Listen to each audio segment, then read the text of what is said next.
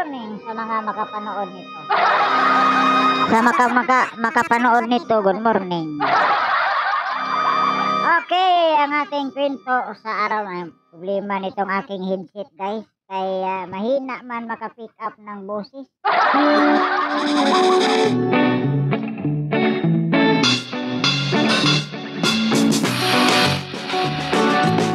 Ayan, nagmukha tuloy tayong ingot dito. Shout out kay Alfredo. Shout out kay Alfredo, ang ating kaibigan na 26 years old, habal-habal driver. Alfredo! Good morning, Alfredo. Ito si Alfredo, guys, na problema siya. Baka mayroon kayong maipayo sa kanya. Habal-habal lang naman ang trabaho ni Alfredo, mga kaibigan. Pero ito ay marangal na trabaho.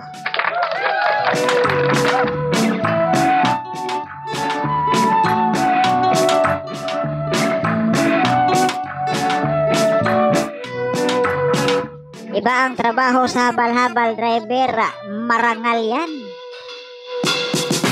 At ang motor ni Alfredo, inutang niya sa Rosie. Hindi pa tapos bayaran. Si Alfredo, 26 years old, mayroon siyang nag-iisang asawa at anak na 3 years old. Yung anak ni Alfredo, binantayan ng kapatid sa asawa ni Alfredo. Ang asawa ni Alfredo kasi, guys, nagtrabaho din sa isang bikiri. Malaking bikiri. Huwag lang nating sabihin, baka magalit si Lolo. Nag-advertise tayo kahit wala naman tayo. Ang asawa ni Alfredo, 24 anyos, 24 years old. Si Alfredo naman, mga kaibigan, ay 26 years old. Mayroon silang anak, isa, na 3 taong gulang. Sa English pa, 3 years old. Ang problema ni Alfredo, ito yung ugali sa asawa ni Alfredo. Naitago lang natin sa pangalan ng Danica. Si Alfredo at Danica ang laman ng ating kwento sa umaga sa araw na ito. Habal-habal driver, pero itong asawa niya, sikat sa buong Pilipinas, parang bikiri. Parang bikiri. Masarap ang kanilang cake. Alam na siguro na yun, makita yun kahit saan banda sa Pilipinas. International din ata itong parang bikiri to. Gumagawa ng iba't ibang pagkain, tinapay at saka cake. Ang problema ni Alfredo, ito yung asawa kasi niyang 23 anyos, lagi lang nangungutang. Una, nagpa 5-6. At nung nabayaran na, natapos na yung bayad, yung 5-6, nag 5-6 ulit. Tapos ngayon, nangutang ng cellphone. Yung cellphone na more than 10,000 ang halaga. Nangutang ng cellphone. So yung kwento natin ngayon, guys, tungkol sa utang sa mag-asawa. Ay na-problema si Alfredo. Na-problema si Alfredo sa utang.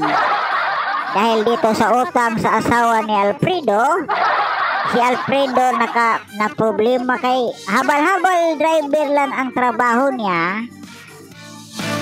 Tapos nagdata pa siya, hindi pa tapos bayaran yung motor.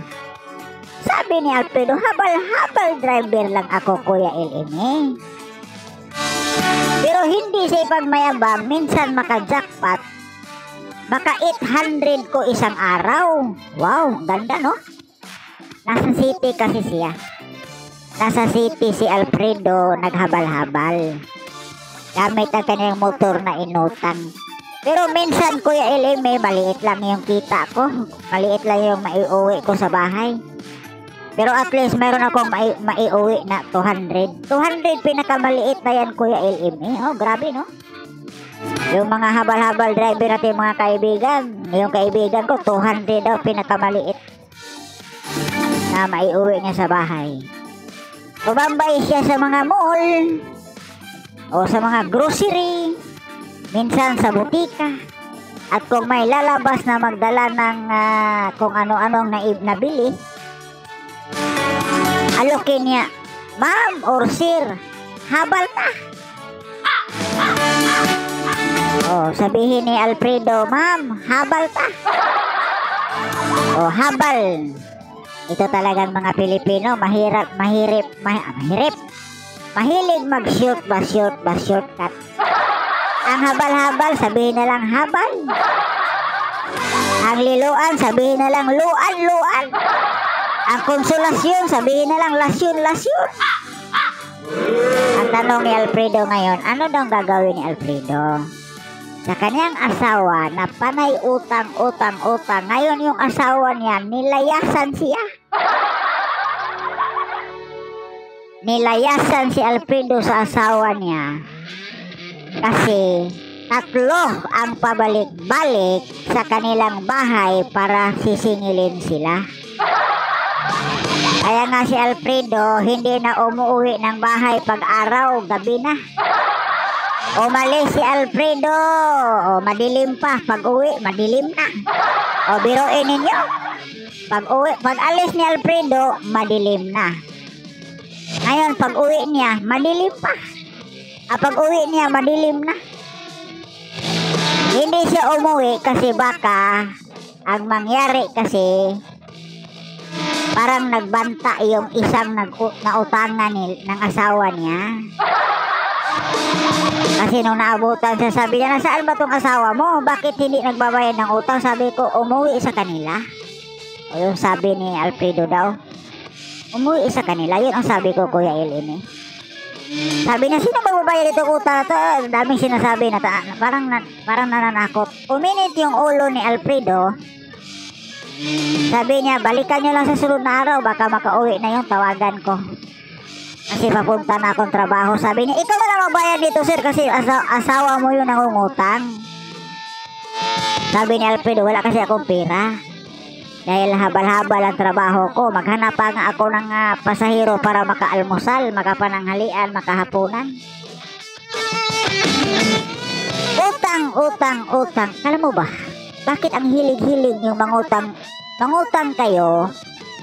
Siguraduhin ninyo na hindi lalagpas doon sa limitasyon ninyo. Tanong ni Alfredo, kuya, ano kaya gagawin ko sa asawa ko?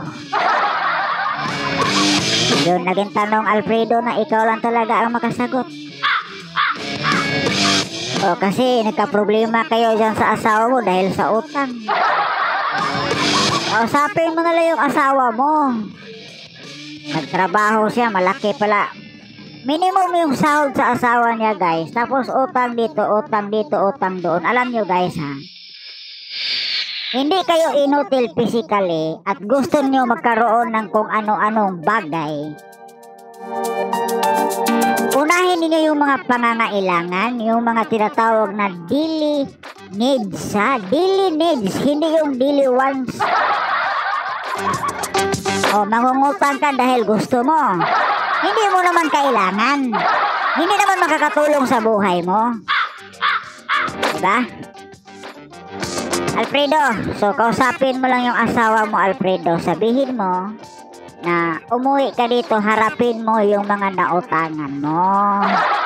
Pagpupunta dito kasi ako lagi ang sinisingil, yung isa parang nagbabanta. Kaya kayo, pag mangutang kayo, siguraduhin ninyo na yung utang, yung pira na inutang ninyo ay needs, pangangailangan, hindi wants. Diba? Pagbili ka ng cellphone, may cellphone ka na ako, yung cellphone ko ito, sponsored by Lane Moore of Hong Kong. Ito, sponsored by Ruth Lisbos of Liloan, Cebu.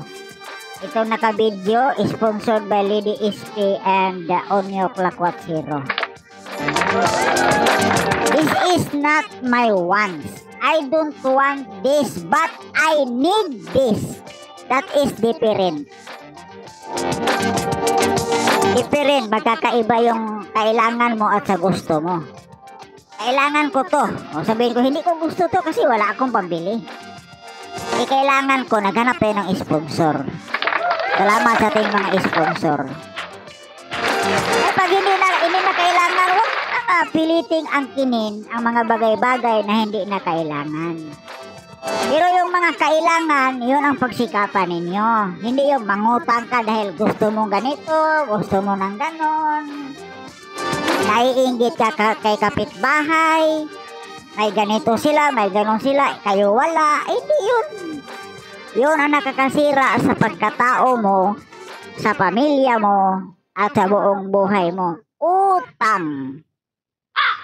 Huwag niyong hayaang sirain ang buhay mo, ang buhay niyo at pamilya niyo sa utang. Okay? So Alfredo, usapin mo yung asawa mo. Pagtulungan ninyo at kausapin ninyo na nautangan. Kung ayaw talaga, nag-upa-upa ka lang ng bahay dyan, lumayas ka na lang dyan. Yun lang payo ko sa'yo. Nag-upa ka ng bahay dyan, natitira ka, naghintay ka sa asawa mo, lumayas ka na dyan sa inuupahan mo. Para hindi ka na masingil.